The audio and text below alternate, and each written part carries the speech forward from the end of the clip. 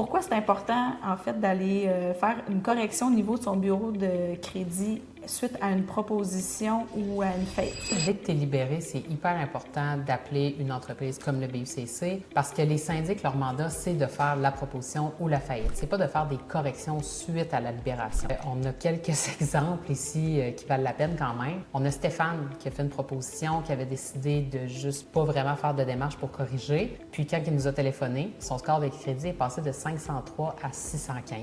C'est quand même considérable. 503, malheureusement, tu n'as pas d'approbation avec beaucoup d'institutions. 615, tu commences à être dans les banques B si par exemple tu as une hypothèque. Donc c'est quand même considérable. On a Béatrice aussi qui avait 6 erreurs du côté d'Equifax suite à sa libération. Elle a passé de 568 à 686. À 686, tu es accepté dans toutes les grandes institutions. On a Charlot qui a eu un jugement qui était dans ses archives publiques mais qui avait été incluse aussi dans une proposition. Son score est passé de 602 à 667, donc seulement pour une ligne de crédit en erreur. On a Christian qui avait 2 soldes qui n'étaient pas mis à zéro suite à une faillite. Son score est passé de 576 à 620. On a M. Cormier qui avait une proposition aussi non corrigée. Ça faisait déjà 3 ans de libération. Donc normalement, quand tu es libéré après 3 ans, ça s'efface du bureau de crédit. Malheureusement, en faisant pas les corrections, ça ne s'effacera pas seul parce que c'est comme s'il n'y avait pas de proposition. Donc son score est passé de 683 à 701.